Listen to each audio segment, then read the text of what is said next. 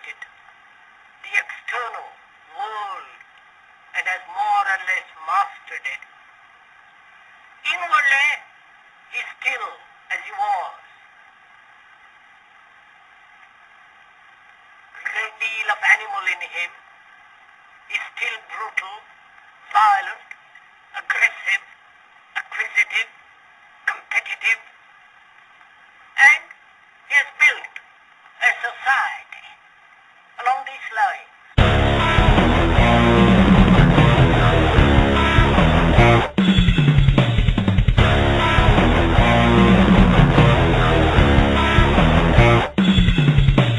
Won't you take my hand?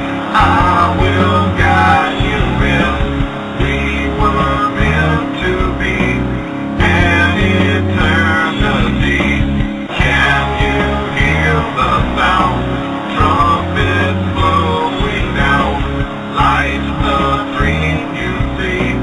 Won't you help me sing?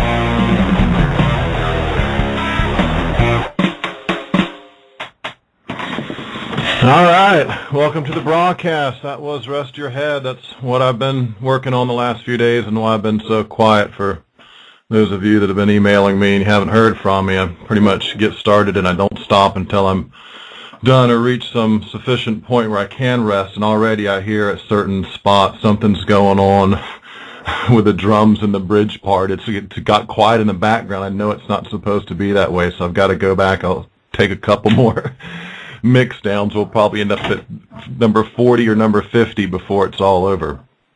Okay, so I hope you enjoyed that, and I'm going to make some adjustments. I have a video that I've already got together, but I'll wait for my final mix on that to put to the video and then post that up on YouTube. Probably Friday I should have that up. Okay, so today we're going back into Plume-Gate. Before I do jump into the documents, just want to touch base on a couple things because the trolls have gone into a frenzy pretty much since I blocked comments and shut everything on YouTube. And really what I do is kind of more like lecturing than anything else. You know, if there's something you really don't understand, you can inbox me or you can email me at HatrickPenry@yahoo.com. And if it's something I can explain to you, I'll be happy to do that. Again, keep in mind, I'm really a layman myself, and I'm learning as I go along, and I'm more ignorant than I am knowledgeable in the area of nuclear power. So I don't portray myself as an expert. I'm just an investigative reporter. I'm really a musician, but I guess since we're all going to get radiated now in the Northern Hemisphere, it's no more time for play, like my song says. Together we must pray, and we better start doing some serious prayer. But prayer followed up with action, right? And that's educating people. Because the fact of the matter is this, when you look at Obama's inauguration, all these sheeple out there, Yah bless their souls, poor bastards, they're totally brainwashed and totally indoctrinated, have absolutely no clue. And that's how they're getting away with this. They control that huge herd, the first herd as I call them, and as long as they have them under their sway, it's very difficult for us to get any positive change. So how do you wake the sheeple up? That seems to be the question. And what I've been saying is contrary to what Alex Jones and others say about this quote-unquote awakening. There's no awakening. There's no awakening. By the time I can wake one up, Alex Jones has put 5 to sleep. By the time I can enlighten one about nuclear power, Obama and Romney have put 5 to 10 to 100 to 1,000 to sleep, and they have no clue. They think it's clean and emission-free and non-dangerous and wholesome and all that good stuff, right? So that's where we're at. If the awakening was actually happening, my neighbors still wouldn't be so ignorant. We would be out looking at the chemtrails and we'd be talking about things. Instead, I see Obama signs in their yard. So I know exactly where we're at. It's the television, and it's our culture, a culture of corruption and a culture of ignorance, and that's where we're at. So do your prayers and then channel your energy into enlightening people. And, if you look at the Jehovah's Witnesses, I'm not a big, I have respect for them in that they get out and they go door to door. And for that, I give them a whole lot of respect. Do I want them necessarily knocking on my door about that? Man, maybe not really. But if someone knocked on my door about Plume-Gate and handed me a little brochure, let's say they printed it off on their printers, just some, pointers, and then maybe a few email address or website addresses people could go to get information from, and that would be something different. Knock on someone's door, giving them a DVD of some documentaries on chemtrails and maybe a brochure that gives them a basic breakdown on weather modification and enlighten them that way. If the Jehovah's Witnesses can get out and pedal their bikes around, they do it all the time. They come to my door every once in a while, a couple times a year, I think. So why aren't people doing this with what would it take to print off 100, 200 brochures on your printer? You can't deliver them everywhere. Some places don't allow it, but my neighborhood, you can go through and leave anything you want on someone's door. It's wide open, wide open. We're not wealthy enough in my neighborhood, okay, to keep those people out from going door to door and trying to recruit me into their religion and what have you. But that again, how are we going to get it out there? Well, again, YouTube, I want to talk about the troll frenzy. Well, they're having a troll frenzy on YouTube because there's no comments open. You can't go in, and so they go in every other thread pertaining to Plume-Gate. They're in there doing their troll work. Well, that's why I shut my stuff down. I don't have time to maintain the threads of the trolls in there. I've got to read there's thousands and thousands, literally probably 500,000+ pages of documents.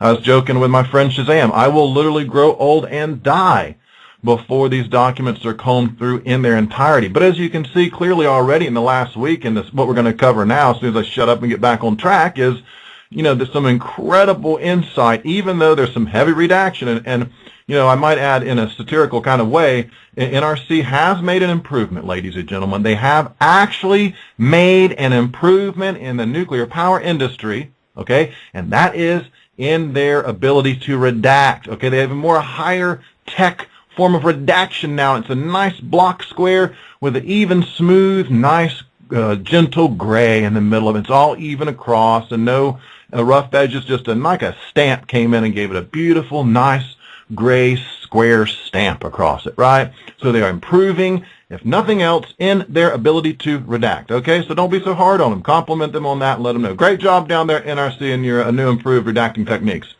Good job, gentlemen. Okay, now today, Okay, and this relates to the trolls and other stuff as well, because there's weird stuff going on in my computer and on my HP blog and the Uncovering Plume-Gate blog, where I have a particular screen capture that keeps disappearing.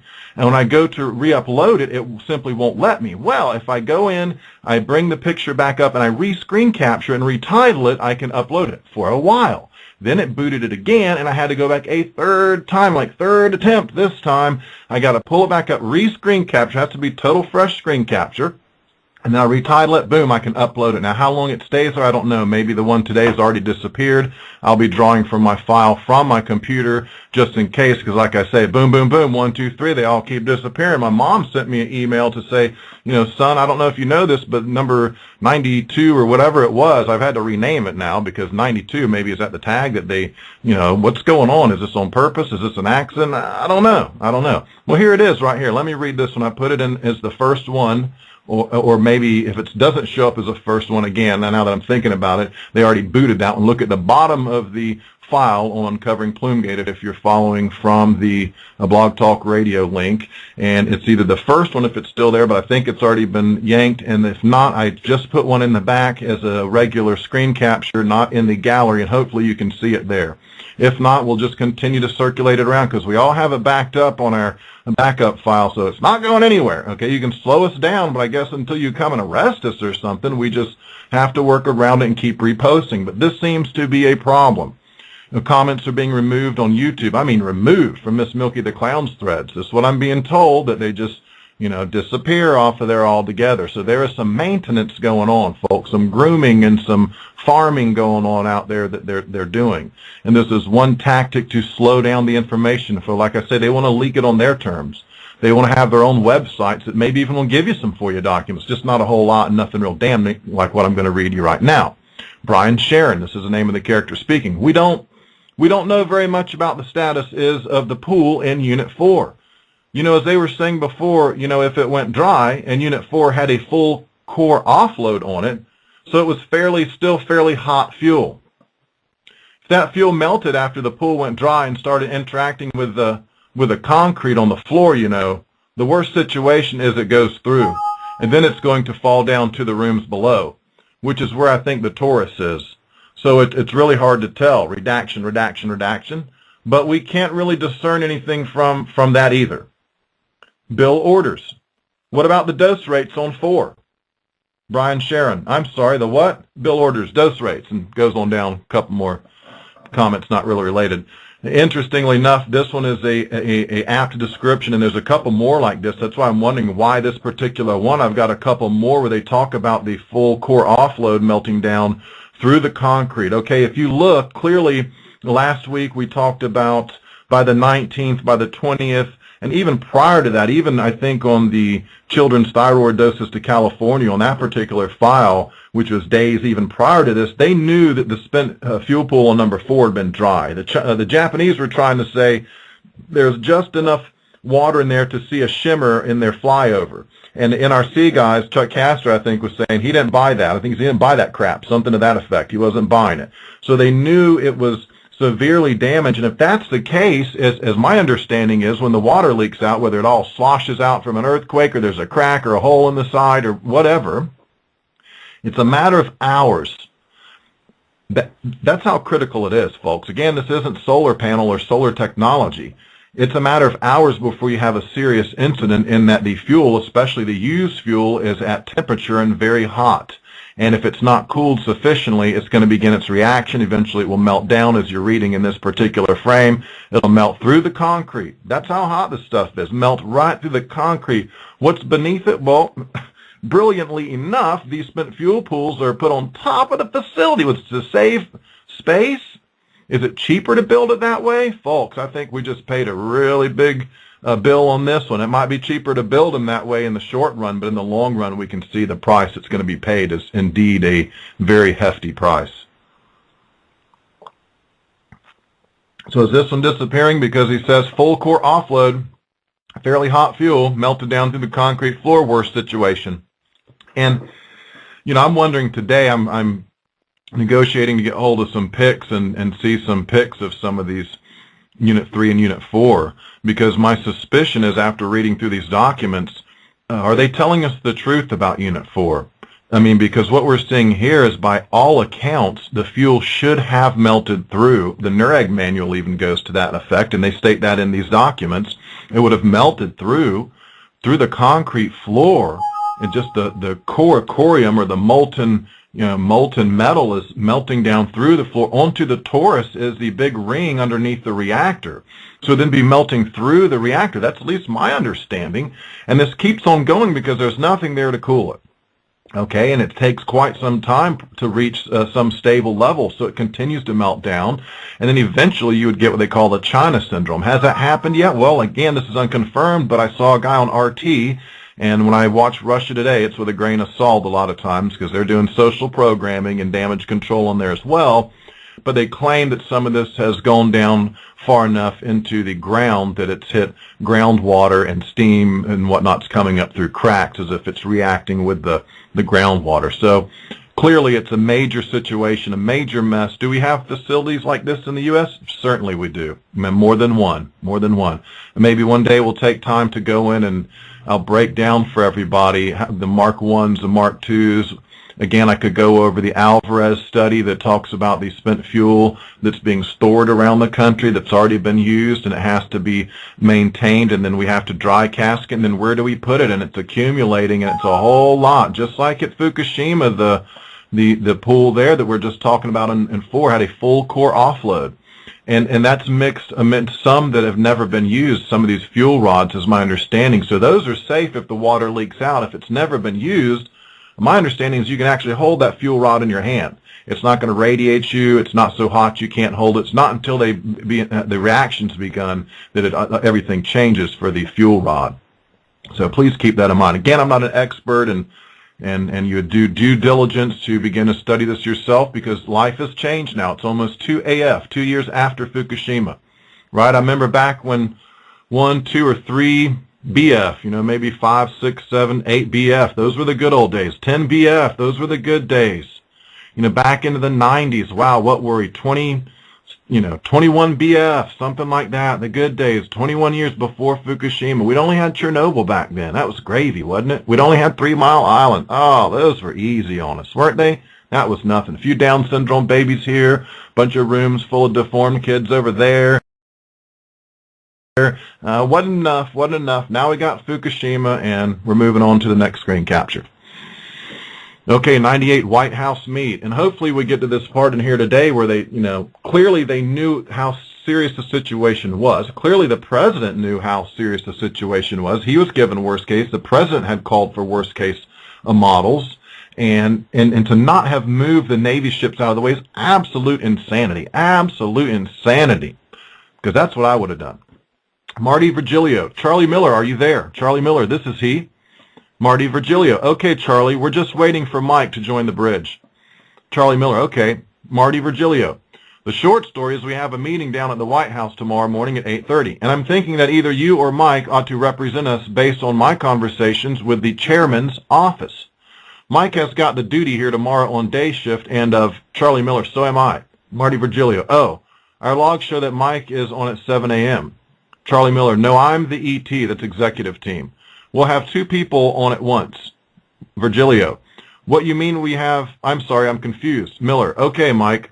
Female participant. He's doing it, and Mike is on, and I have boxed here that White House meeting, just showing you, White House involvement. They talk about president's worst case scenario. So just want to make sure people are aware that on the run-up to Obama's election, and this particular document wasn't out, but plenty of incriminating stuff was, and you have to wonder why, since June of 2011, these documents have been out to a large extent, and no one's, Sandy Hook hoax? Yeah, gosh, criminy, you got YouTubers going, it's a frenzy. It's a Sandy Hoax frenzy, but if each one of those people took that amount of energy and effort with Plume-Gate, oh, wow, well, hey, maybe it starts circulating around, some housewives would get a hold of it and get angry about it, because that is what it's going to take.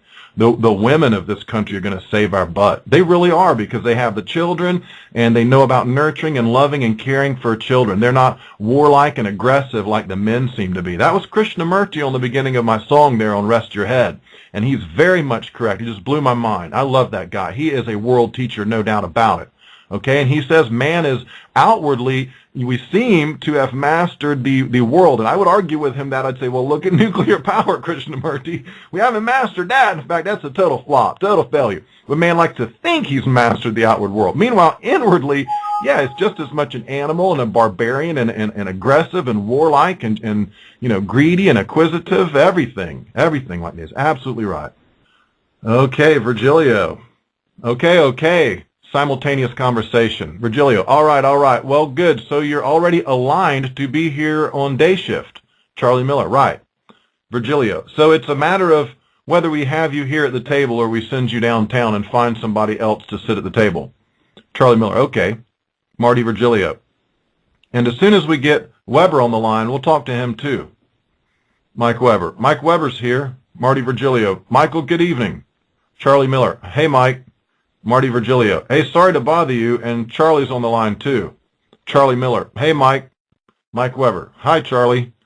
Marty Virgilio. Based on my discussions this afternoon, as I was coming in with the chairman's office, and Josh Baskin in particular, Josh has expressed on behalf of the chairman an interest that we engage at a high level, and I'm thinking that's either the office of the director or DO level, at a White House hosted meeting tomorrow at 8:30 to discuss what are or what should be the assumptions that we're using for the calculations on consequence. And I just wanted to, and let me quickly make sure you're aware of what they're talking about, a source here when they're discussing sources for calculations and what have you, assumptions or sources. Okay, in this particular instance, they're using the word assumption or source. And that they're looking to see what they can give for a model to the White House. And you'll find that they have a range of worst case scenarios. It's not just a worst case. There's a least worst case, and then a little bit more worst case, and then a little bit more. And then finally there's one that's probably close to worst case, which to me, worst case, I would look at Fukushima Daiichi. I'd say, well, we know 5 and 6 are stable. We know that for a fact. They got cooling. Things are running there. It's 1, 2, 3, and 4 suffered the hardest hit. Let's look at those and let's say, hey, every reactor had a criticality. Every spent fuel pool had a source term emanation. That's your worst case scenario, right? I mean, correct me if I'm wrong, but there can only be one worst case. Yes, only one worst case. You can't have a least worst case, mid worst case, upper mid worst case, lower worst case, mid worst case, upper worst case. Okay, again, now you'll find out they're trying to get aligned. Everyone's swirling around with these different models and NERAC and DITRA and all this crazy stuff. There can only be one worst case, right? And if you really went by a worst case, there wasn't even close to it, folks. Once you really study this stuff, it is an absolute crime that our Navy vessels were not immediately evacuated. You want to know why they didn't? Well, it's simple.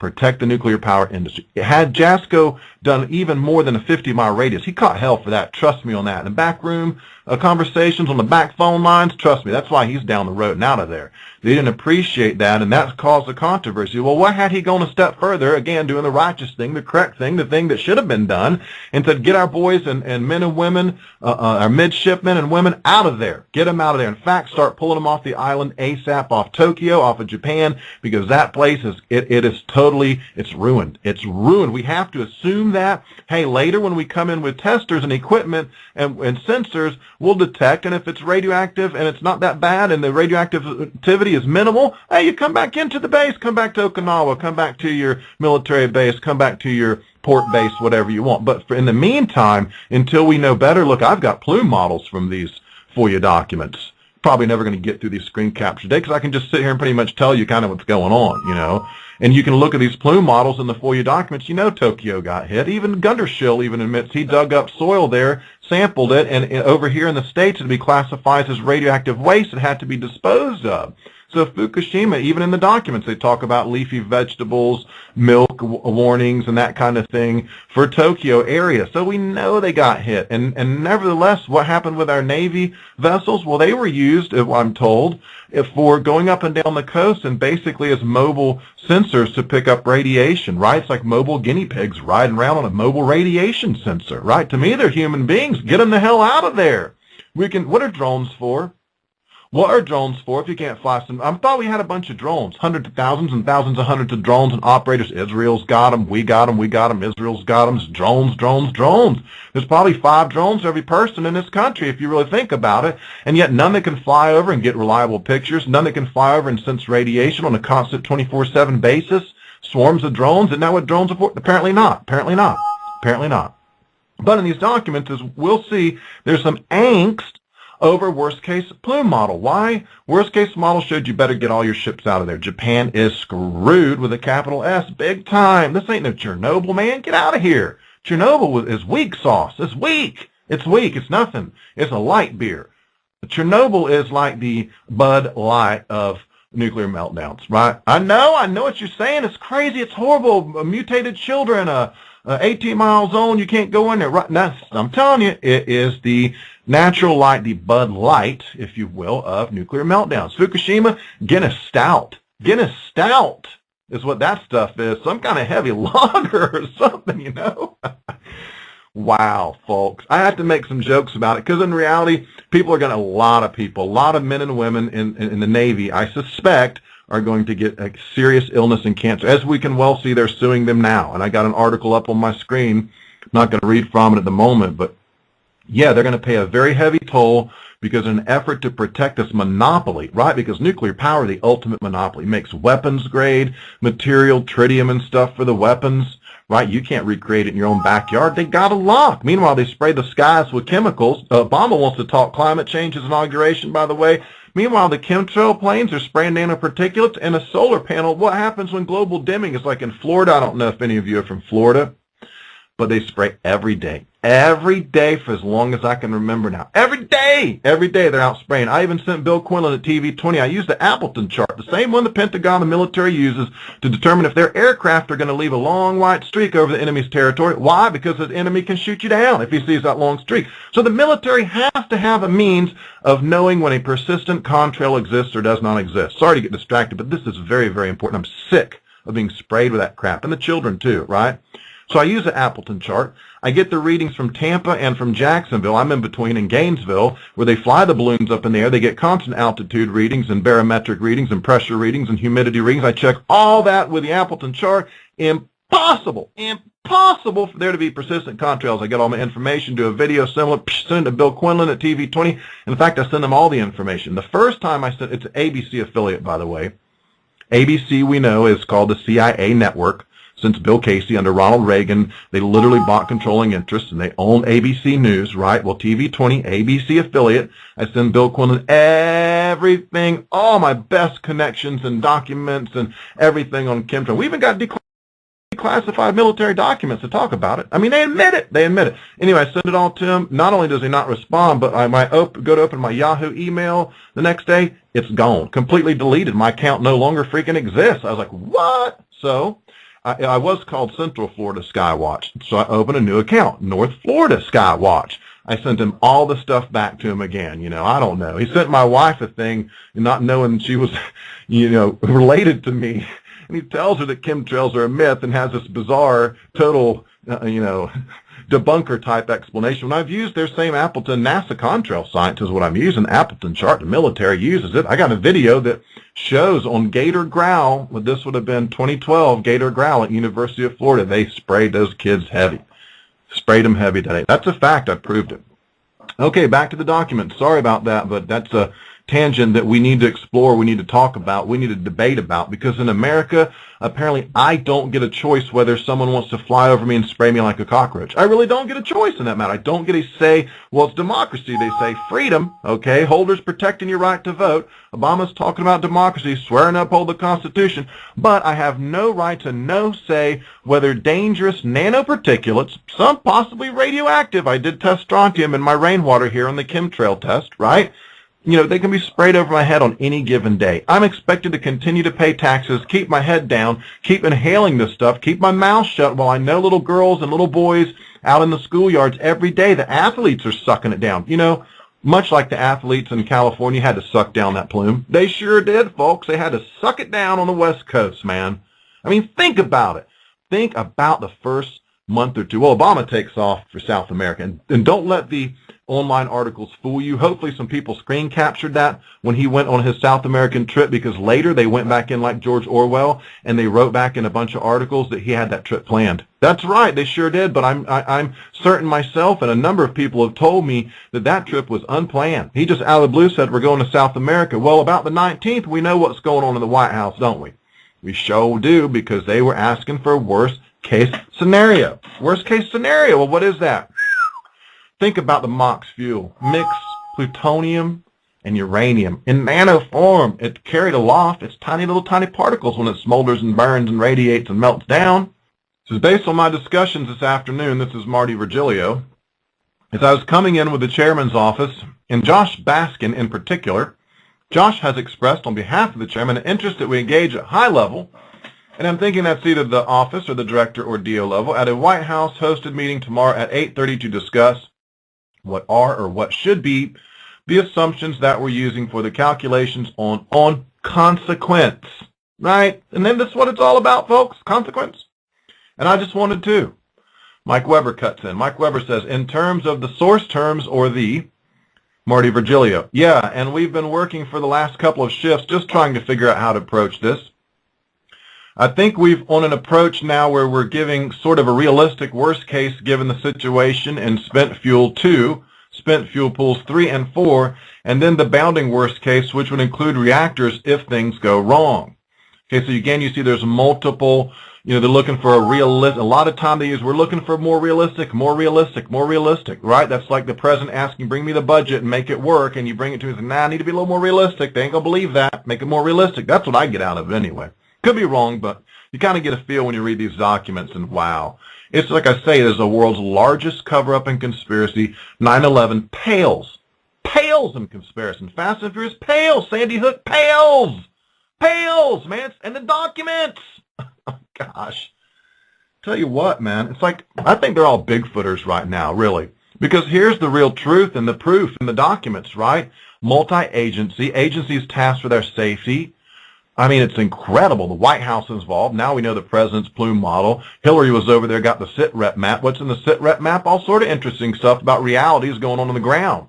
You put that back with their experts over here, well, you immediately should have had warnings. It just didn't happen. People had died thousands and thousands, unfortunately, and it's not two buildings collapsing in this monumental visual spectacle, right?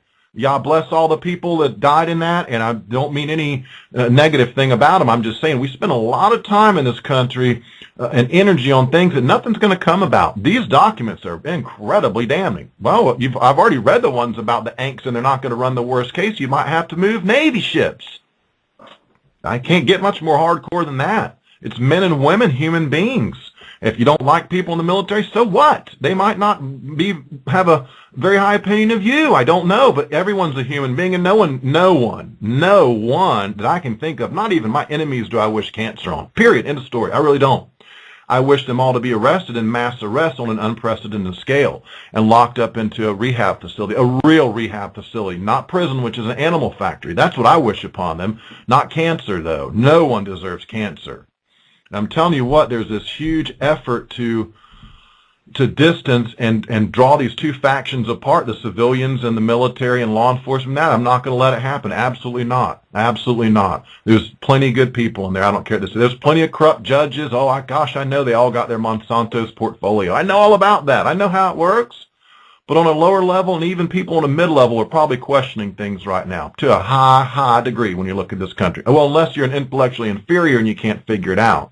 Right, but if you have any kind of brains upstairs, you at least know something's wrong. You kind of know you're under attack, even though you don't really know who it is. You don't know who to counterattack, right? Well, that's what this is all about. That's what I've been doing is the Plume-Gate. Who have I found the enemy is right now so far, metaphorically speaking? The nuclear industry, global, not just here. I mean, wow, the INPO, International Nuclear Operators, that organization. That's what they are. They're all around the world, hundreds of them. Mark 1s, they sold them, sent them around the world, and when they figured out, hey, there's a lot of stuff that don't work, there's even comes down to one valve. If this one valve don't work, what can happen? Well, think about it. It's like selling a crappy car. They didn't want to do recalls. How do you recall a nuclear power plant? You don't. How do you make changes? Well, it's super expensive, takes a long time, and a lot of manpower. Is it guaranteed to work? No, they can't even fix the crack down in Crystal River. It's not really a crack, though, folks. I have to laugh. It is to laugh because I'm told, very reliable source, you know, a crack sounds like a hairline crack, you know, maybe the size of a pen or something like that, or a writing ink pen or something, but not something you can stick your arm through, right? So I'm told that's a giant. And they don't want to tell you these things. There's real serious problems that can't be repaired. It's not a good investment. It's really not. I'd invest in solar if they would release the technology, stop suppressing patents, and quit spraying the sky with nanoparticulates. I'm back to Obama with his little inauguration thing about he's going to tackle climate change. Well, you know what?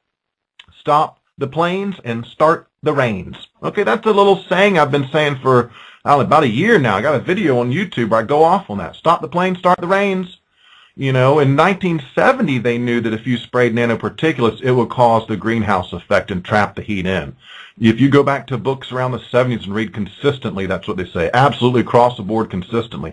Now they tell you otherwise, but now I tell you the conspiracy, the infiltration is much stronger and much more robust and much more organized, and the technology is greatly advanced, and they're much more of a threat, and they have much more greater control. So don't doubt that it's real. It's very real. Who's behind it all right now? And I'm finding a lot of trails lead back to nuclear power. You don't like chemtrails? Well, you don't like nuclear power.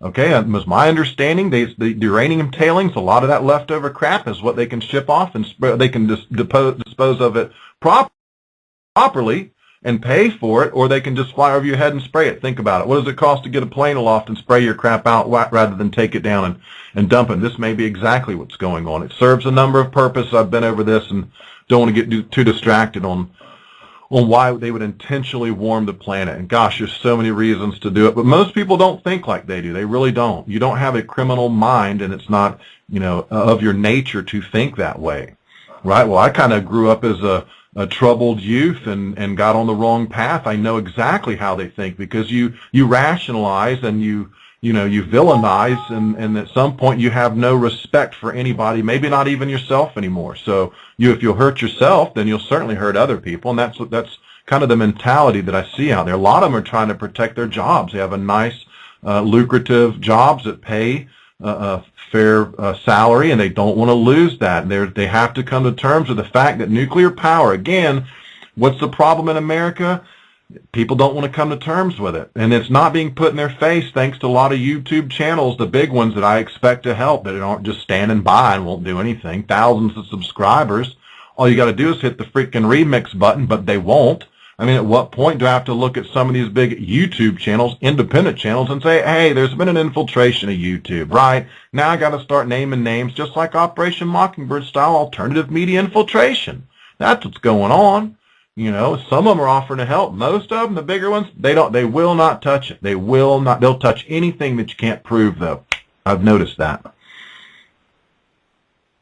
Okay, let's have a look at the next screen capture. There's some redaction there going on. Plenty of redaction. Okay, so in the last one we finished up, we're talking about spent fuel pool 3 and 4 and doing some scenarios for the White House. And speaking here is Marty Virgilio after some redaction, and Don read me the long list of people that are going to be there. Right now we're lined up to send a technical expert, but the chairman's office is asking if we can, plus, you know, the technical experts, plus a senior level management to go nose to nose with Aoki on a position that we believe is the right position in initial conditions and assumptions for the analysis.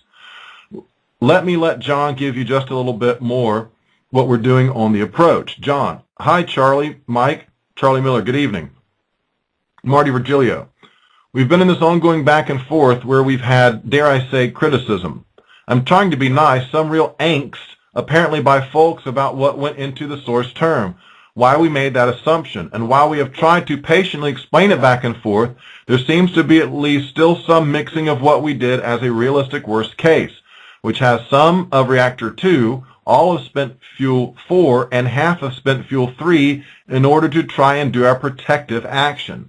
That was the base for the press release that went out on Wednesday. And then what our answer was, redaction,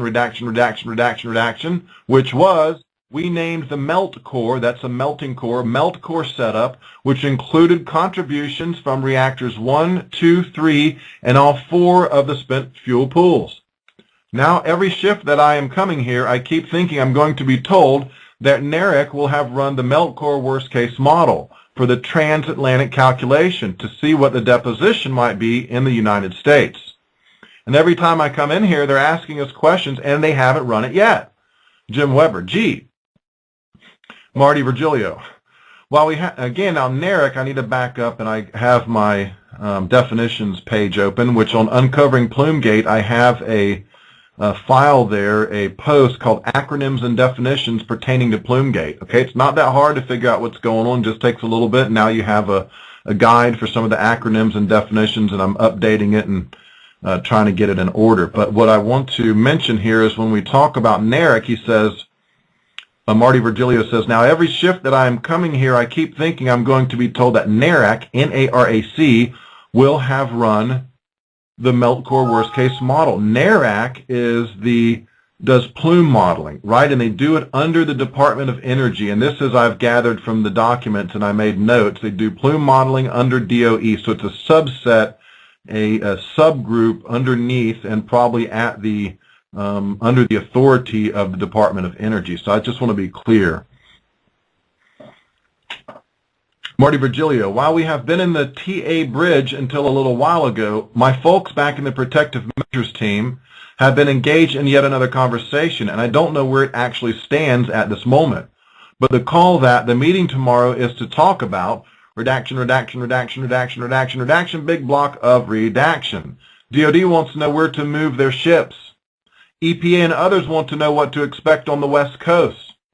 HHS wants to know what kind of levels in order to make recommendations on whether or not they should actually recommend potassium iodide at some point, and it goes sort of on and on.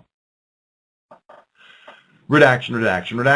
I would hope that a success would be that in the end, there is a inaudible agreement high enough that my folks wouldn't continue to bang their heads against the telephone back and forth with folks at our level about what assumptions are, and they would actually do some calculations for us. That's the model of success, was exactly what was communicated to me by Josh from the chairman. Again, they refer to Chairman Jaxco, who, you know, he initiated the 50-mile protective zone, and also, you know, he did some good things. He did try to do some things, as you can see here. The chairman is saying, here's how you guys need to communicate. He's already saying that, and they're having a difficult time. They all want to be in alignment, number one. They want to agree on assumptions or source terms to make sure, and they want it to be a reasonable worst-case model, right? And to some extent, you can see that NRC may be trying to say, look, it's this is this and this and this and this. It's worse than that. This is what it needs to be. They're like, they don't want that. They don't like that. And they're dragging their feet doing the NARAC run, and they're dragging their feet, you know. So it's clear that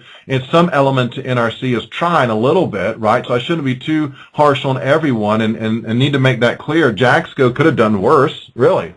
I mean, it may not be saying, you know, too much in the long run considering the situation, but just to be clear, some people did try to do a little bit. And it's very difficult when everyone you're coming up against in the system is pitted against you, because that's just not going to fly. At the top, at the high level, at the White House, it wasn't going to fly. It's not going to fly. And that's why you hear the address in the Rose Garden from Obama that says, nothing to worry about. There's nothing to worry about, he says. Now, I should probably quickly just back up, because this is some pretty heavy stuff right here. You need to understand what's going on in the situation. That it seems to me like any time they give them a worst-case scenario and they try to pass up the line or get NARAC to run something on it, they shoot it back and say they don't agree with those assumptions. It's not that bad. It can't be that bad. Again, does this happen in other industry? The solar power? Nah, I don't think so.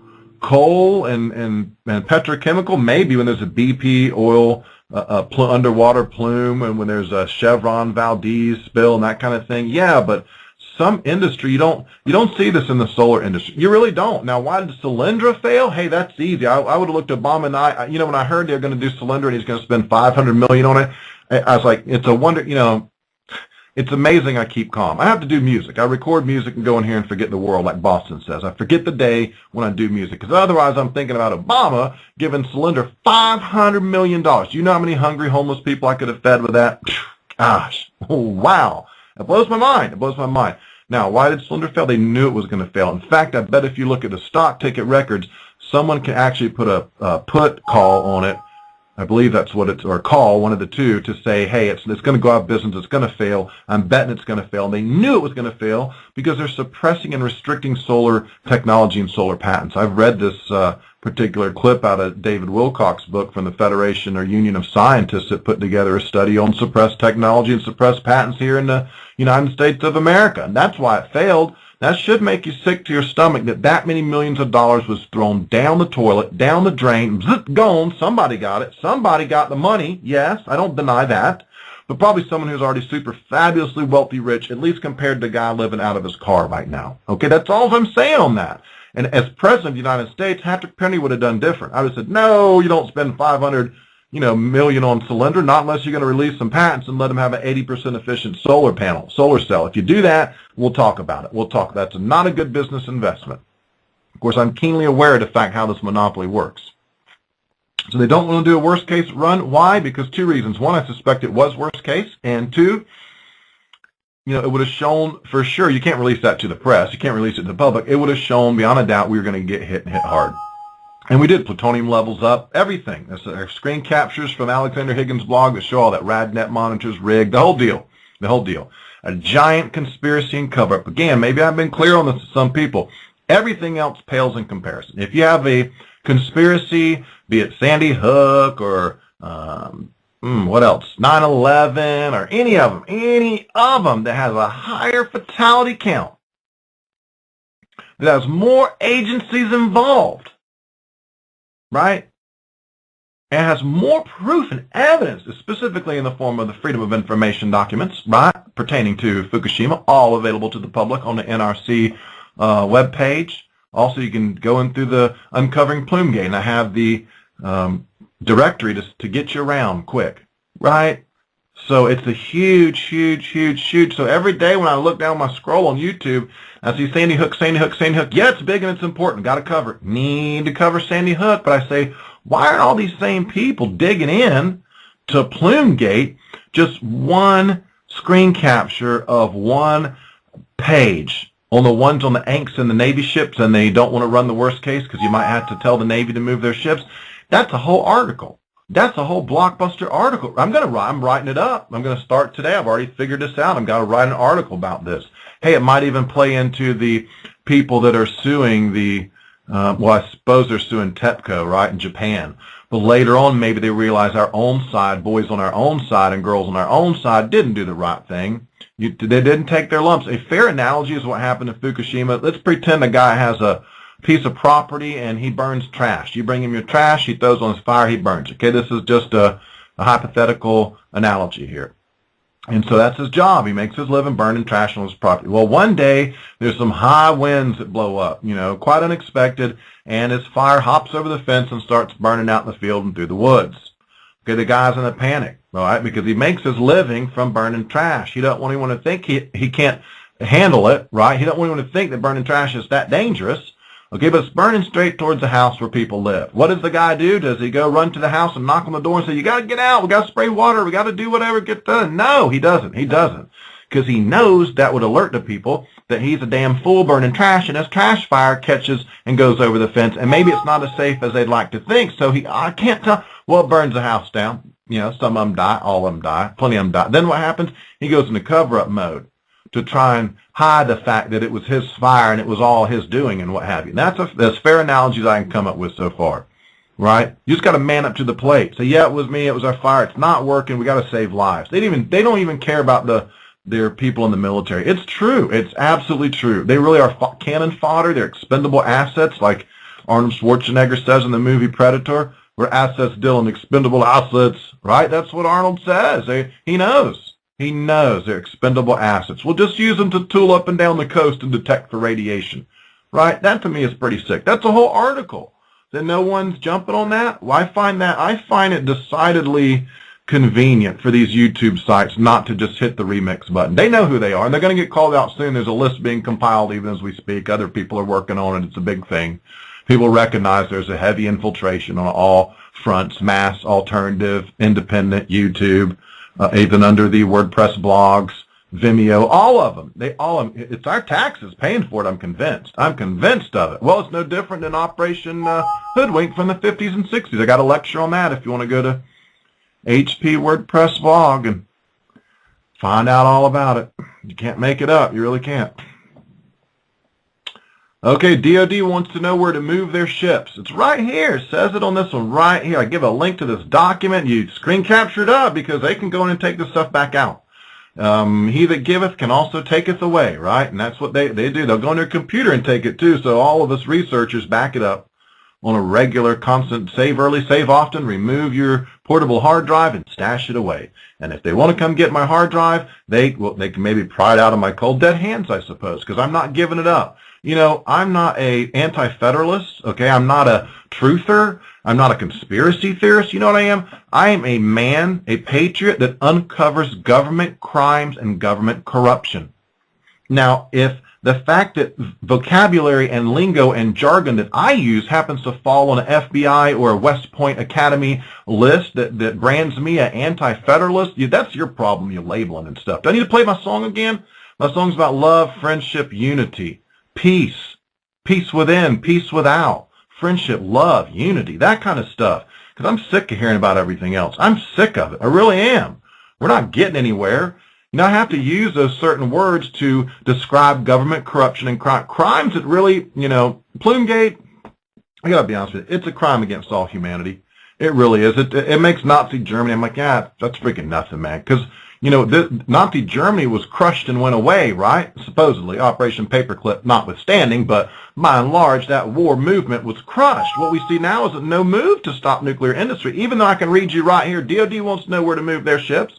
Well, maybe White House and the high-level Pentagon don't want to freak people out, because if you got to evacuate all your troops, had you done the right thing, all the world would have known immediately, holy crap-ola, this is the big one. And like I say, 2AF, 2 years after Fukushima, life before and life after, it was the big one. Read the documents. You'll know that spent fuel pool 4 was dry for days and days and days. They can spray cannons on it. It may help a little bit, but, you know, in all honesty, it melts through the concrete, down through the torus, down through the ground. China syndrome. What are they doing? I don't know, because I think it's a hoax. And any pictures we get to see, hey, I don't know where they come from. I don't know who's taking them. They can tell me they're offloading fuel from Unit 4, but are they? Or did it all melt down through, which the documents seem to indicate that? And had it melted through, would they be honest with us? No, we know TEPCO's liars.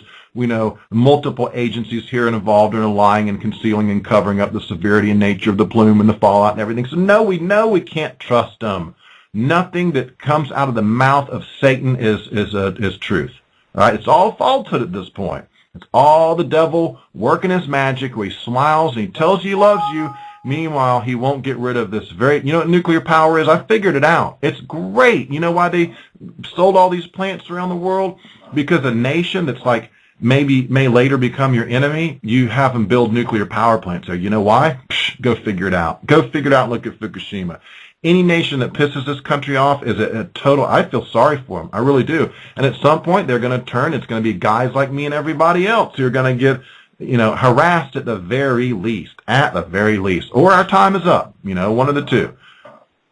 Whatever that means, I'm not sure, because how can you arrest me if I haven't committed a crime? All I do is expose government corruption, and I'm an investigative reporter. That's all there is to it. You know, and I'm one who's more into what I can prove in documents. Why did I touch upon Sandy Hook hoax and then explain you know, at one point I said, hey, I'm almost convinced this is a hoax. And I came back out and said, look, it has to be a certain number of possibilities. I don't even know anymore. I really don't even know. But what I do know in the documents, well, look, I can read to you this. Quote, DOD, Department of Defense, wants to know where to move their ships.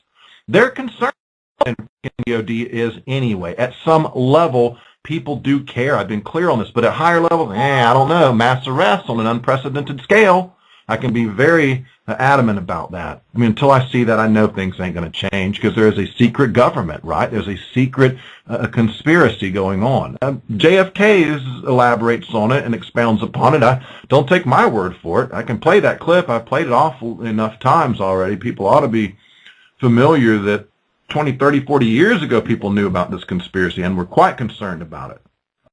Okay, it goes on to say, In order to make recommendations, DOD wants to know if they need to move ships. EPA want to know what to expect on the West Coast. HHS wants to know what kind of levels in order to make recommendations on whether or not they should actually recommend potassium iodide at some point. And it goes sort of on and on. Heavy redaction, heavy redaction.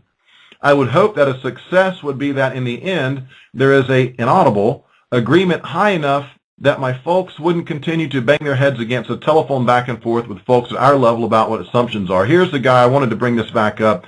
This gentleman, Marty Virgilio, for lack of a better word, again, he's very much participating in the cover-up, this from what I've seen. He has parents also that work at some capacity in NRC or on the protective measures team, and he's getting calls back and forth, and he's probably privy to a lot of more real-time, real-sensitive information. And so here, clearly, you can see there's different levels of information floating around. Depending on where you are, depends on what you get to know, what level you're at. A lower person that's a noob that just came in, a newbie that doesn't know much. Some of these guys have made, early on, you can see they made mistakes when they didn't realize they were being recorded, and people had to remind you, hey, we're all being recorded, man. Be careful what you say. Not those direct exact words, but pretty much that, that's the gist of it. And if you read through, it's very clear, and that's a conclusion everyone will come to. Now, a team of 50,000 lawyers, given sufficient time, may come to something else, just like the Constitution. If you put enough lawyers on it, you can interpret it any way you want, right? Okay, I'll move on to the next one. I tried to box some of this stuff in, what was important. Mike Weber, so he knows about that request. Charlie Miller, right. Now, but as I remember, he was waffling on what they wanted him to do there. Waffling is not the right word. He seemed to have angst about doing that. So maybe that's what's holding this up. I don't know. Mike Weber, yeah. Can we just get one worst case and put it on the shelf? See, you would think that within, 48 hours, this is how it should work. Because as dangerous as nuclear power is, are you telling me?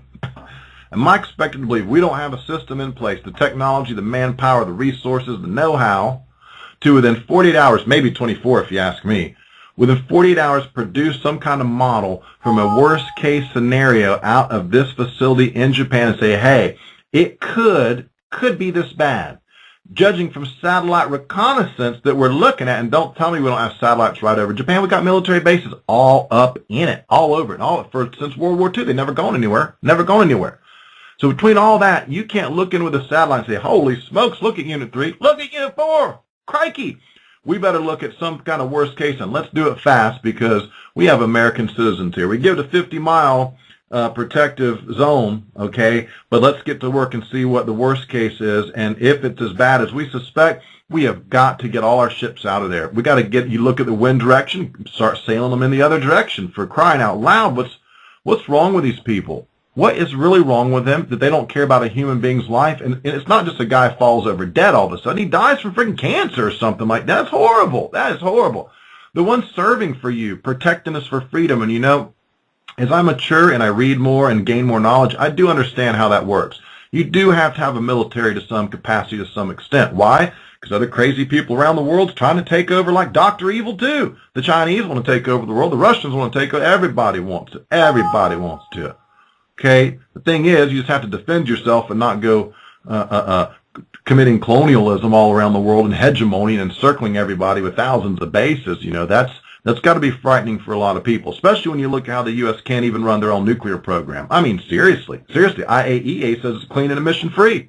That is insane. They all have radioactive discharges, all nuclear power plants. Now, on the bright side, they're always under a certain level that is safe for you. Always. I've never heard of one that discharged more than, I don't hear about it, but they all will admit, they will have to admit that they do have a radioactive discharge, okay? Now, the Tooth Fairy report says that the teeth of the babies and the kids closer to the nuclear power plant, higher levels of strontium in the teeth.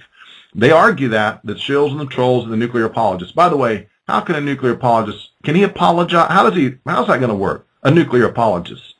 Is he going to apologize? Can he apologize enough to bring back people that are dead? Do you think Russian apologists are still apologizing over Chernobyl?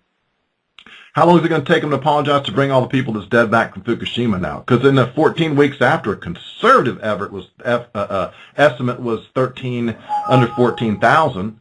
That was upgraded to 22,000. That's a 14 weeks afterwards. Wow. Wow, okay, that we broke 9/11 there, folks, by what, 3-4 times? 3-4 times by the year 2030. Oh, well, big time broke 9/11 at 1.3 million estimated fatalities from Plume-Gate, Fukushima fallout, continued emanations. Everyone going about their business over here like there's nothing, you know. Wow, okay.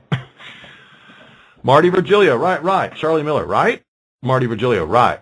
Charlie Miller. And if something's changed and that's not what they want, okay, but we all need to be aligned on what it is we're trying to achieve. I highlighted that on my file, the alignment thing. What is alignment? We need to be aligned. We need to be aligned. Folks, let me just be straight up. It means we got to get our lies straight. And I'm just being honest with you. We got to get the lies straight. We need to be aligned. If you're not aligned and I'm not aligned, maybe you say 3 source terms and I say 5 source terms and somebody looks like a fool. So make sure we are aligned. That is what that means. It's a friendly euphemism, just like an effluent in a radioactive discharge. Do you think the NRC wants to say radioactive discharge in every sentence? No. They say, so find me a word that means discharge that's really friendly and fluffy and nice. And effluent was the one. That sounds beautiful, doesn't it? It almost sounds like effluent.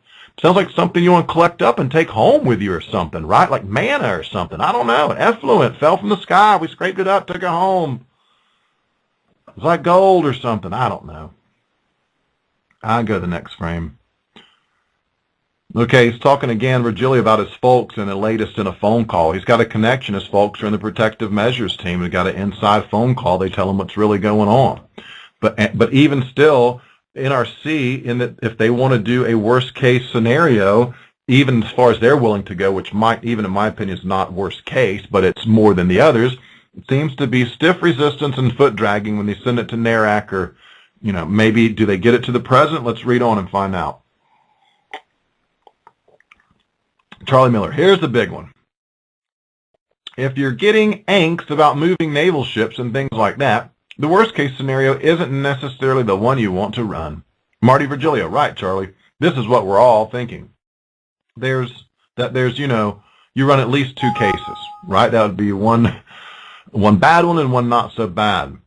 Worst case and least worst case, what I keep hearing here. Charlie Miller, yeah. And I box that in because it's pretty big time right there when you think about it. Not only that Charlie Miller says that, if it's causing you stress and worrying about maybe having to tell them they better move all their naval ships, just don't run that worst case scenario. Hey, that's how we solve it. Doesn't mean it's not worst case scenario. We just ain't going to run a Plume model that way, right? Who cares about the sailors? Who cares about the USS Reagan? Who cares? We got to protect this industry. Hey, my paycheck, my big fat paycheck, right? Marty Virgilio. Okay, it's not bad enough Charlie Miller says that. Here's what Marty Virgilio says. Right, Charlie. This is what we're all thinking. We're all thinking. It's not just him. Who's we all? We're all. NRC, players amongst the NRC, right? Should be getting the drift here. Again, I told people, and I've been very clear and adamant about this, this is the world's largest cover-up. In my lifetime, I doubt another one's going to come along we can prove. I mean, it proves what JFK talked about, Hoover talked about. Everyone says, there could be a conspiracy that big, it's impossible. Wrong, it's right here in the Plume-Gate documents, all of them. DHS, FEMA, USAID, White House, CDC, NRC, DOE, Bechtel, GE, boom, gosh, I could probably, it's lyrics to a song right there, right? I already had one called Perverts in the Pentagon, but I never finished the song because I just kind of figured that's pushing a button a little too hard, but it was in relation to the 5,200 defense contractors and Pentagon and DOD employees that have been busted watching child porn and downloading child porn. Right? Someone's got to say something about it. I really don't give a shit anymore. If they won't do whatever to me, I'm here waiting on them, man, 24/7. I made my peace with the Almighty big time, a long time ago. So whatever they got to do, let's dance. All right, also to talk about the Units 3 and 4, again, clearly they are worried in a big way about Units 3 and 4. Unit 3 mocked fuel. Unit 4 had a full offload, and they had rods that had yet to even be used, fresh rods in there as well. So as we see in the documents, when Unit 4 sprung a leak, let's say, and lost all its water, okay, clearly it lost its water, not just for a day, not for a couple days. Days is plural. It's the 19th here, and still no water in it. You can spray it with a cannon, you can hit it with a jet, you can helicopter over some water, but clearly in these documents, they know that's ineffective, largely ineffective. Maybe some, like I was being told today, maybe to some extent the water cannons wash down some of the fallout and it goes into the ocean instead of floating around in the hemisphere. You're trading the lesser of two evils there, I suppose. Either way, it's damned serious. And look at the amount going into the ocean. It's over for the Pacific Ocean. It really is. Again, they don't want to discuss this. You want the Atlantic Ocean to get ruined? Just let Oyster Creek or one of these ones on the East Coast let it go up. Not when, but not if, but when. It's a matter of time. It's all like a ticking time bomb.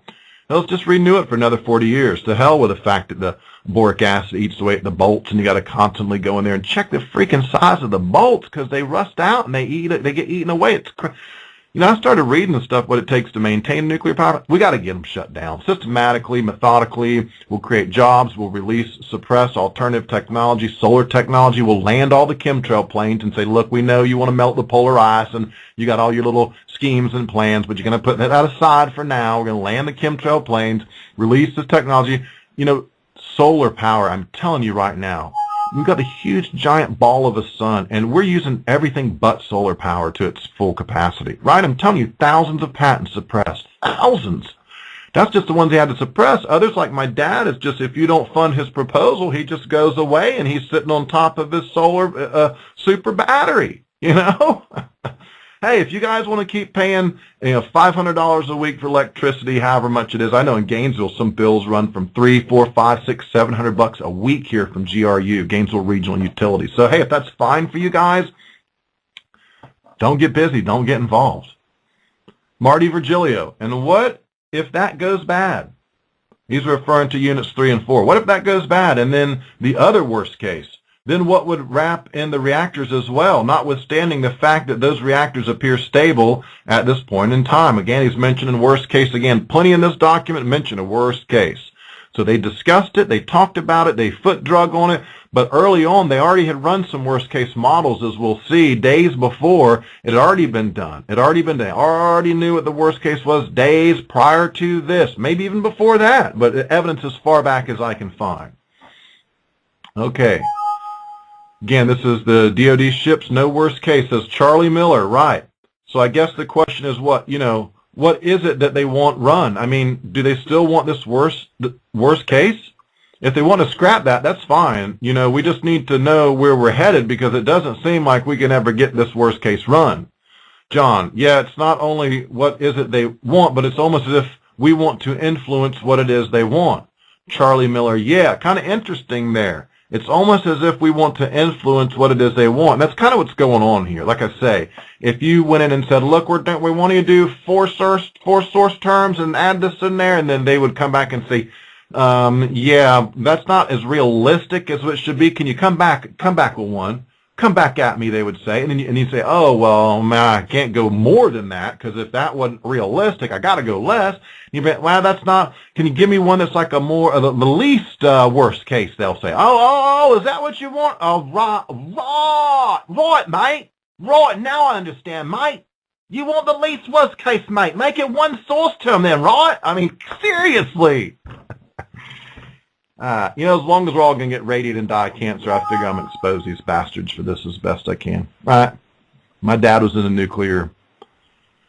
He taught for many years at the University of Florida, sent kids out there with knowledge, but who were these kids, right? Who were to say they were going to be good people and do good deeds and recognize when harm and when evil was being done and when unrighteous works were being done? No, they give them a lot of power, exit the university, out into the real world to do what? To do what? Look around you. These universities, you know what they are? Military testing facilities. They got a nano thing here, nano department, nuclear reactor here. I think it's shut down now, but yeah, they do all sort of stuff, drones and stuff here, all that. It's all for military by and large. Plus, they leave there indoctrinated in a special way. Lots of knowledge, but they didn't really teach them to be good people. Some of them, I mean, not all of them, but by and large, look, what are they into? Wow, man, stuff that's not important to me at all.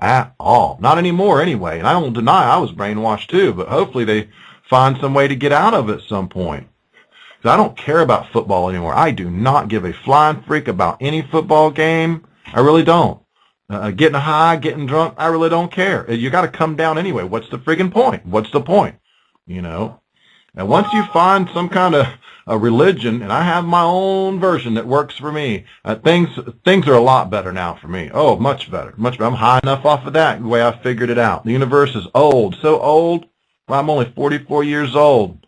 In my lifetime, I don't get to know much anything. So who am I to just assume it's not, what it looks like here is a material world, and that's it. We just die and disappear. I think I've been around a lot longer than that. I might have already gone through this lifetime several times for all I know, right? Anyway, you got to think about that stuff because we're all getting radiated, right?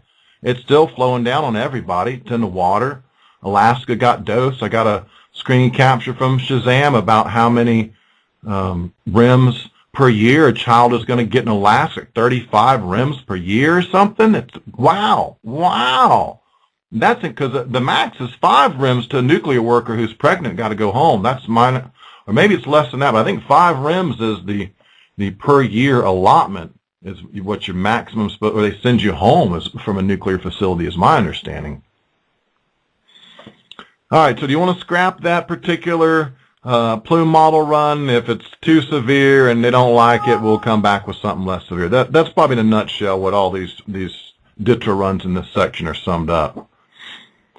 Male participant. We have Bruce Watson scheduled to go down tomorrow morning as a technical expert. He's been here during the day with a bunch of us when much of this was developed going back 4 to 3 or 4 days ago when we did the worst case scenario. I'll stop right there, go to the next screen capture. Just want to show you that this is the 19th, and 3 or 4 days ago they did a worst case scenario, right? So 3 or 4 days ago, in all righteousness, they should have told all the Navy vessels, take plot a course into the wind and get out. Get out. But you know what? If they did that, folks, guess what the rest of the world would have said? Guess what Americans would have said? You couldn't have denied that we made all the ships sail as far and as fast away as possible, and all right, picking up the guys on the ground and say, grab the boys in Okinawa and all the other bases, load them up and get out. That is, in all reality and all fairness, man, I tell you, I promise you, that's what should have happened. That's what should have happened. And it didn't happen. They knew how bad it was, and they just kept their mouths shut. It was a giant cover-up. And not just for the Navy ships. I mean, we got blasted over here, and did FEMA do anything? Did DHS do anything? And so, again, I ask my fellow Americans, why do we have these, this giant federal machine if, by and large, it doesn't serve us? It does not. But it does serve the super wealthy, the captains of industry.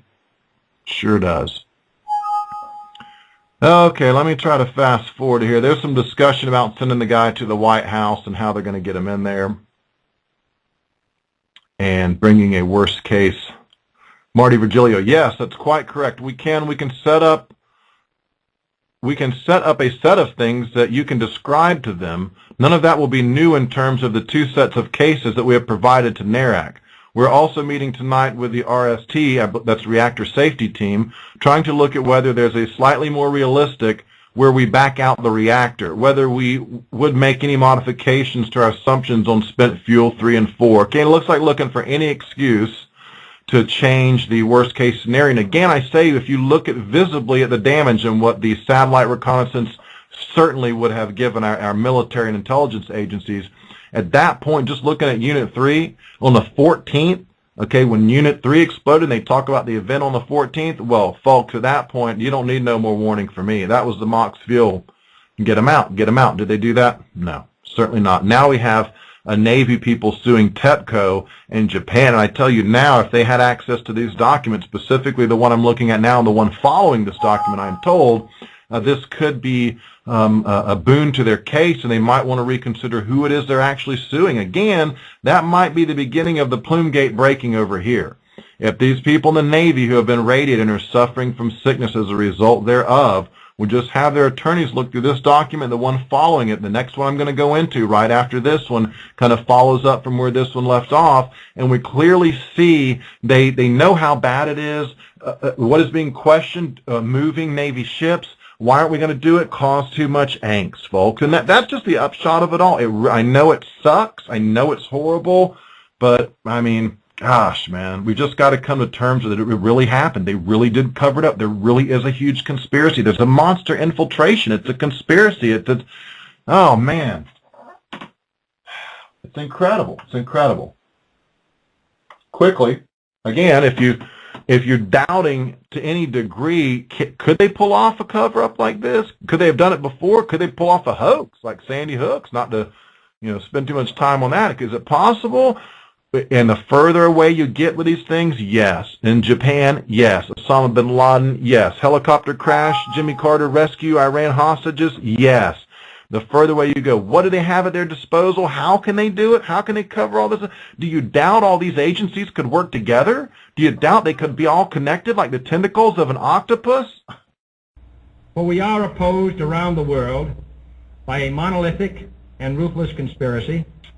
Not praise. See, JFK was, wow, he's just the man. He was the master. He knew it all. He was like Yoda back then, right? They had to whack it. They had to.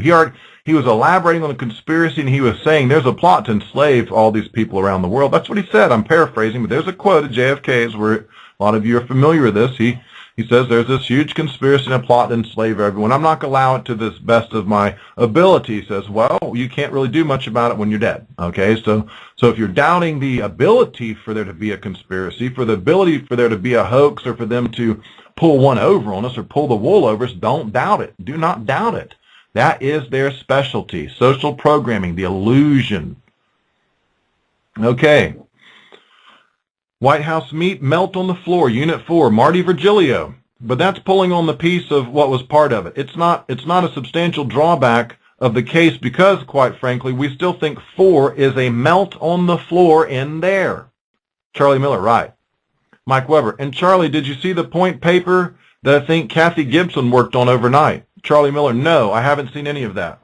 Mike Weber, yeah, that, as I recall reading it on my BlackBerry, was a whole series of different scenarios, and some of the transcription is kind of rough in here. Any of these sentences that kind of make 90% sense, but a word is out of place, that's just in the poor transcribing job. Maybe the tapes are difficult to hear. I don't know why. Again, early broadcast, I said, if I have a Rhodes NT1 mic for my home studio for cheap, and they can't get good recorders in here that we can hear the quality sound, especially when it's like just a meeting in a room or something. It should be crystal clear quality, and we should know everybody that's in that room, right? Don Cool. Yeah, let me explain that quickly. That got started when we said if NARAC runs the melt core worst case, can you get big numbers on the West Coast? And what might be a more realistic way to model what might happen? And Kathy Gibson put together 3 different possible options for how you would do that. There's a one-pager on that we have here, Charlie, and you could very quickly be able to go through. Kathy Gibson will be on duty from 11 to 7, so you would be able to interface with her and so on and so forth. You can see, again, clearly multiple different worst-case scenarios, and there really should only be one. That's kind of my point to some of these. Let me skip through. That one's about a recorded line. They talk about call me on a non-recorded line. Doesn't necessarily mean they're up to anything. That situation, the guy's name and address and identification and what have you, he didn't want announced over the thing, but it does go to show there are other lines of communication other than the ones they're being recorded on they could communicate on if they need to. Okay, let me try to, okay, here we go. Page 167. If we decide that more realistic is to factor a reactor out of this and we need half of 3 and all of 4, so be it. Then I said the thing now, looking at the correlation of wind and time and contamination on the ground, is when they run the system, should we tell them to go ahead and run it for an event which originally happened on male participant on March 14, male participant on March 14. And so what would happen next as a bunch of volatiles is no longer present, either because they have decayed and it's been a week or because they're laying on the ground northwest of the site? Male participant, right. Male participant, in terms of what might now eventually come, should that melt core get into the concrete and do something else? Male participant. This is another male participant. Yeah. Original male participant. And I'm beyond my level of knowledge as the radiation biologist. Male participant. Yeah, I read that with the radiation chemistry there or something. Brian McDermott. Hey, John, this is Brian. If you guys could find out, maybe from TEPCO or whatever, NISA, what's the status? What is their best estimate of the status of the spent fuel pool in Unit 4? We talked about this earlier today. I think it's causing some angst around here because, there's no steam that's been seen coming out of there. And, people are worrying that the stuff has maybe melted through that concrete floor. John Monagher, right? Brian McDermott. And the next stop is the top of the Taurus. John Monagher, right? Brian McDermott, I'm sorry, John Monagher. And it's going to bust through that Taurus. Brian McDermott, right. And then you've got potential steam explosions with this melting into the water in the Taurus. So there's water in the Taurus. And then after that, who knows where it goes? John Monagher, right. There was a news release on NKP this morning that they just started or initiated cooling down Unit 4 spent fuel pool, but some type of spray. We assume it's the fire trucks, etc. But, you know, those things, that limited success. They will come back, and I'll tell you, parentheses, audio interference, they'll come back and they'll say the infrared detectors that they have show that the temperature for all 4 spent fuel pools are at or less than 100 degrees Celsius. I mean, they're relying on that, which think they can't. I mean, there's a tremendous amount of it, debris, steel, concrete superstructure on top of the spent fuel pool, and whatever is on the pool is significantly different from units 1, 2, 3, and 4. So, and then they say, you know, they've flown over the helicopters and, you know, they've shot movie cameras in there. Chuck saw the pictures. He can't, I mean, all you see is a bunch of debris, audio interference in that. You can't see no spent fuel pool. You can't see any water. So, you know, the information they will give us will not be sufficient to confirm that it is uncovered, covered, or like. Dan Dorman. Brian, this is Dan. In the John Monagher. But we'll follow that issue up and we'll ask again. Dan Dorman. Brian, I think the last heavy redaction, but compared with some of the plumes that we've seen coming out of Unit 3, I guess in the last 48 hours, have you guys, redaction, Dave Skeen. This is Dave Skeen. From everything we've seen on TV and whatever video we can look at, we've never seen any kind of steam or vapor coming out of Unit 4. Again, this is very indicative. Unit 4 is dry, has been dry for some time. The Japanese wistfully like to think there's something in it, but nothing that's sufficient enough to enact any kind of cooling. So it's just a matter of hours before these things heat up and melt down, and melt through the concrete and then melt down on top of the Taurus. And we may have at Unit 4 is far worse than they're letting us believe even now. And these documents, again, are released just a couple weeks ago, not long after Obama's been reelected. Very interesting, coincidentally enough. So, again, even more damning information and more insightful as into the how serious it was at what time and what they knew how serious it was at what time. Because by the 19th, for sure, they should have got Navy vessels out of there. On the 14th is when they had the Unit 3 explosion. At that point, if that didn't give you reason to get them out of there, I honestly don't know why you ever would. Yeah, a lot of heavy redaction there. Let's see. Okay, here we go, number 124. Dave Weller. This is Dave Weller from the NR team. The other supposition had looking at those is there's a potential that as the core is in a dry pool or in a dry area, it is interacting with concrete and other materials, and you can be seeing some interaction that generates a little bit of smoke, and that might be what we're seeing. Mike Weber. Yeah, there's where the gases would come off, and when that core hits the concrete. All right, guys, that's all, just that you're aware. Again, we're talking a lot of discussion here about in Unit 4, everything melting through, the spent fuel melting and going right through the concrete, down to the Taurus, down to the innards, the insides of the nuclear facility and the reactor. Dan Dorman, yeah, that's okay. I've seen that. I asked Jim Trapp to work back with the PMT and see if we can correlate back Tuesday, Wednesday time frame. My recollection is that the low pressure system came through, the wind rotated all the way around the compass, and see if we can correlate that to one of these signal events like on Unit 3 or Unit 4 and see if you got it, you're on it, Larry Camper says. You got it, you're on it. We're starting to think the same thing. If you go back to the event you're referring to is occurred between 3:14, midnight 3:14, and 1:22 on 3:15. That's when you had a spike that occurred with 30 rem per hour, and frankly, we were reasonably beginning to believe that the so-called, how did they characterize it? Lube oil fire, male participant says.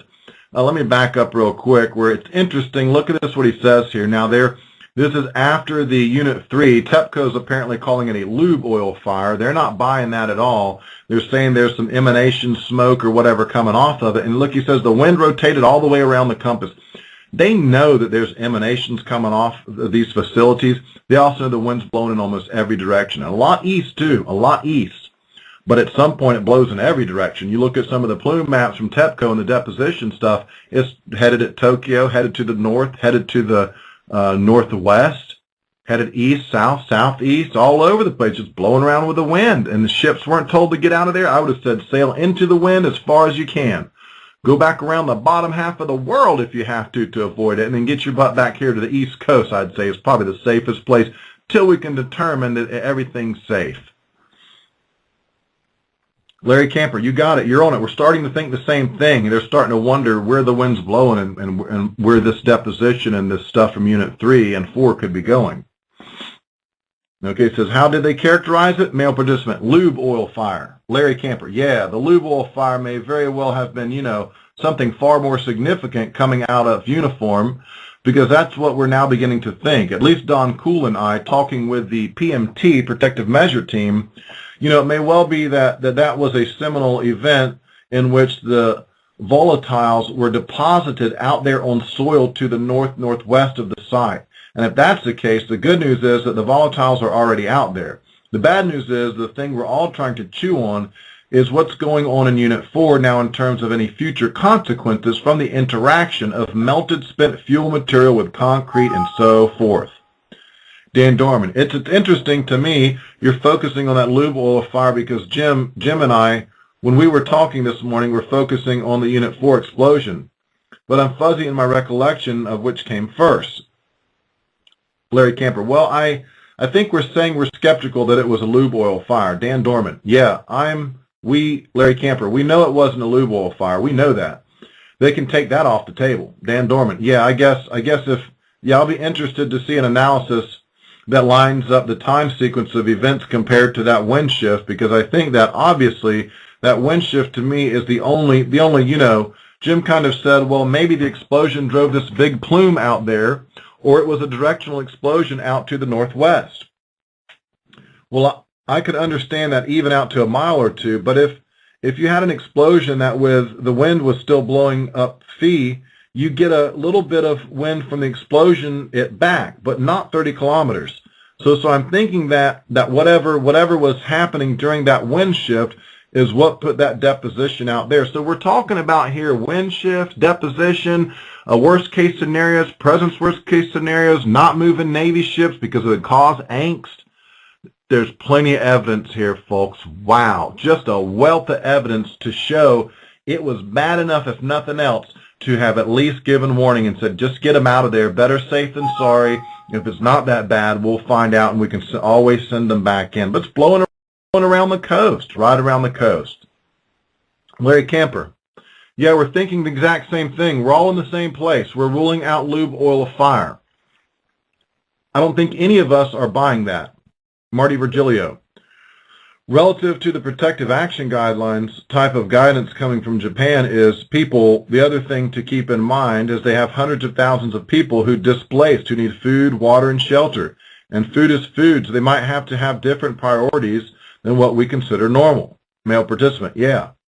Dan Dorman, I think that's a fair conclusion. Larry Camper, yeah, that's a great point. And the problem is we just don't know what their action levels are at all. That's the protective action levels he's referring to. Marty Virgilio, I understand that. Larry Camper, I mean, we certainly just don't know, you know. That's my personal observation, not any professional position, but it's one thing. Marty Virgilio, but as we consider that we would do, they certainly have an overreaching set of concerns. Dan Dorman, inaudible. RST or the PMT, Reactor Safety Team or Protective Measures Team, a position or a conclusion regarding the salt crystallization concern. We're getting some other stuff from DOE, but have you guys come up with a position on that? Marty Virgilio, they're still working that in the RST, Reactor Safety Team room right now. John Moniger, we're thinking most likely today or tomorrow, you know, we'll have a call with TEPCO to run through that. Marty Virgilio, okay. John Moniger, so that's Dan Dorman, that's a priority. John Moniger, yeah, the CNO, his, you know, number one priority is the salt issue. Dave Herman, this is Dave Herman again. One of the things I heard was TEPCO had expressed that they wanted to switch to using fresh water. Do we have the understanding of their ability to generate water? Chuck Castro. They'll have to put in the desalinization process. John Moniger. They've also talked about bringing in, trucks. And then yesterday they said there's some dam 10 kilometers away, that the piping down to the plant is still intact, but we're not, sure what it would be of those three. Chuck Castro. This is Castro. On the protective measures, I think the ambassador is getting a lot of information from DOE and AMS. And they meet when we meeting. Again, some of this language is tough here. They meet when we meet, he's trying to say. That's the meeting I just came back from. So it would be helpful if we work with DOE and come up with a consolidated viewpoint. And that has been DOE, they had information at that meeting that I didn't have. And I would prefer the two teams work together to come up with a single so that we know the DOE is going to provide them every morning. Virgilio, all right, so are you guys audio interference? Says in parentheses. Larry Camper, just for your awareness, Tony just handed me a couple of articles from the Wall Street Journal. It's amazing how people know this staff and we can't seem to get it. But it is what it... Let's see. Okay, that ends that. That's the end of that. Okay, next screen capture. John Moniger. Consolidated info is what I have. I just briefed through this one. They talk about consolidated input, consolidating information, consolidating input, being aligned, that kind of thing. Clearly, they want to make sure they get their story straight.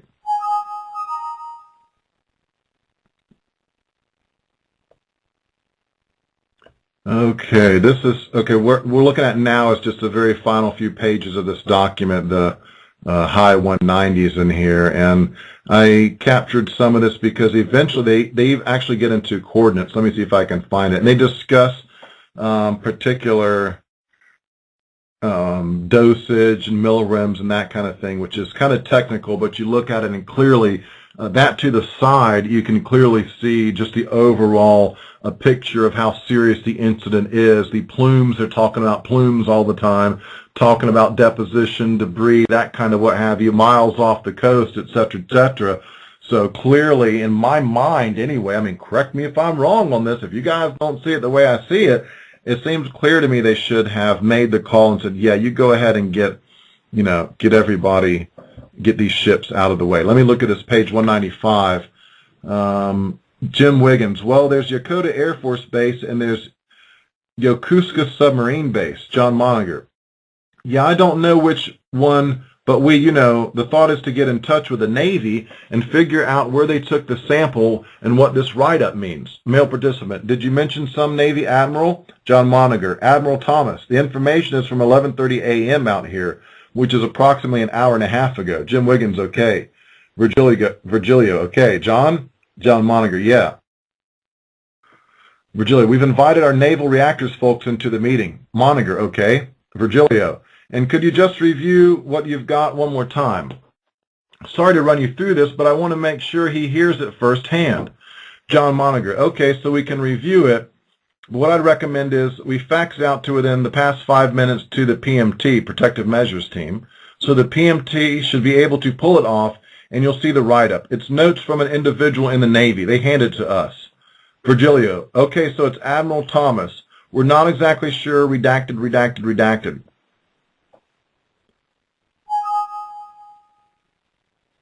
Okay, so my point why I captured this too, and here we go, it's say down to the next page, and they took a sample, Kathy says, the same point they gave us, the latitude and longitude is an area south of Tokyo. And again, I've been clear, I've shown plume models, and we discussed one day Tokyo. I've got an article up on Tokyo, and yes, it headed right at, it just depended where the wind was blowing at the time. Wind and rain, folks. Wind and rain is what it's all about.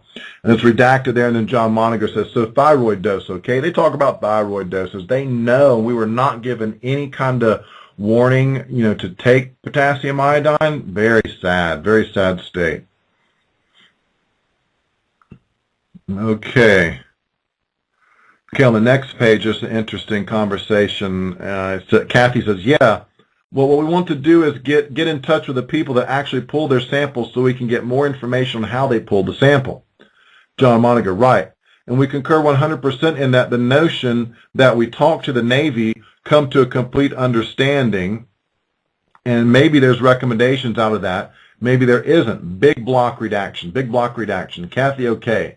So you see they're talking about getting with the Navy, letting the Navy know what they know. And this is interesting because here's clear indication that they had these discussions, and yet there was no move to evacuate our naval ships. And this page 198 out of their document, not out of the actual ML file, but page 198, they go into a discussion, Virgilio, it says, which is clearly a level of interest. It's higher than the numbers I've heard from more. Kathy, I have E-7, male participant. That was about, I'm repeating your numbers, so I repeated. Kathy, 1.6 E to the power of -7, male participant. Okay, that's still significant, but not. Okay, there's a number back here. Let me see if I can back up and find it. Well, they're discussing numbers, and the first one they say, oh, yeah, and then this one, no, that's not as bad in the second one here. And they go over some particular numbers, millirems per hour, etc. Some of it's complicated, but the overall picture in this last few pages on this doc, it's like a 200-page something document. The last 20, 30 pages, if you read through them and familiarize yourself, you really get a clear picture about these Navy ships. I'm told the next document as well that I'm going to run into and we'll look at. Here's page, I have it down as 152, RADS on Navy sample coordinates, venting. Let me read this one. Male participant, we need to be clear on where that sample is collected. They're talking about this sample in this last couple of pages. They've collected somewhere that's significant enough to cause them to worry and cause them some angst. And angst with these worst-case models as well. They don't want to have to move Navy ships. You need to understand that the mentality is we don't want to move them, because if we evacuate them and we do what we really should do, it's going to look really bad for nuclear power. Again, there's many, multiple Mark I containments over here of similar design and similar nature, and they're old, and some of ours have much more spent fuel stored on site. Okay, it says, Kathy says, we have a latitude and longitude. Virgilio, can you read that to me? Kathy, 36.11.46 north. And Virgilio repeats that number. Then Kathy says 120.16.87 east. I'm told this is south of Tokyo. Yeah, we're told that it's south of Tokyo, right there. Marty, Virgilio. Okay, John. If you'll engage TEPCO, John, are you there? Jim Wiggins. John Moniger. Yes, sir. Virgilio, if you'll engage TEPCO on any recent venting. John Moniger. Yes, if you guys let us go, we'll call TEPCO. And you guys will run this down and you'll get in with the Navy and pull your heads together. Virgilio, okay, got it, John. Moniger, got it? Okay. You got the Navy, we've got TEPCO. All right, thanks. See, they're splitting up. It's like Scooby-Doo, isn't it? You and Shaggy and go this way, and Fred always takes off with the attractive one, and we go over this way. Right? Doesn't it always work on Scooby-Doo? Same thing going here. You take Scooby and you go talk to the Navy, and me and Thelma and Louise are going to go down, or Daphne, whatever her name is, to go to TEPCO. Right? Same kind of thing. We're splitting up, and we're going to handle it. What are they going to tell the Navy? Well, they're not going to give them their, and if they do give them the worst-case scenario, no one's acted on it. No one acted on it. I think as history is going to play back as the years go by and people look back at Fukushima, they'll come to realize what I'm just now getting out of this batch of documents. Clearly, we should have got all Navy vessels out of there. We should have begun to evacuate all military personnel. Say, hey, sorry, you have your island back. I know it's kind of sucks that we finally leave when it gets totally radiated and it's glowing at night, okay? But we're out of here and you're going to have your island back, right? I would have pulled them all out and said, yeah, we just lost our base over there. I don't care if one soldier has to get cancer, it's not worth it to me. I mean, I'm sure a tactician would say, well, it's an expendable asset, acceptable losses, blah, blah, blah, but that's not the way we need to operate anymore. That's got us into the mess we're in now. Okay, here, okay, I guess I'm back to okay, I covered it. This is back to the first one that's disappearing off of uncovering Plume-Gate 3 times, and 3 times I put it back, and I have to do it again. I'm going to do multiple videos and go off on this thing, so they need to just leave it alone. And maybe it's a glitch. I don't know. I have to assume that's a possibility. Okay, I covered everything I wanted to cover today. Kind of skipped over some stuff in the back, but if you have the time, read through those last 20 pages, be familiar with it, and you really get insight, as to do they care about the military? Do they care about the Navy? Yep. Unfortunately, you are an expendable asset. You really are. Okay, I've covered everything in the Plume-Gate and went a little long on that, but this was the end of that document that I spent 4 days on last week. It's hundreds of pages, and then this one was just page after page of amazingly insightful information. I mean, if you may have had a false idea that the government is working for you and benign and friendly, and that's not what I've found. That is not at all. I know they have programs that try to put an illusion out there that they do care and they're trying to do something for you, but that's just for show. And it always has been. It's like Blagojevich and Spitzer. I know the Justice Department has prosecuted a few bad guys along the way, but that's just for show. That was just for show. That was to appease the people such as HatrickPenry, who are saying they're not doing much down at DOJ. They're stonewalling, they're foot dragging. They want to have a judge hold up the FOIA documents pertaining to Fast and Furious and slow that little investigation down. Meanwhile, Obama's talking about gun control, and Obama is talking about actually, I got a Forbes article where he says one of his, let me bring it up here. I think I can pull this up.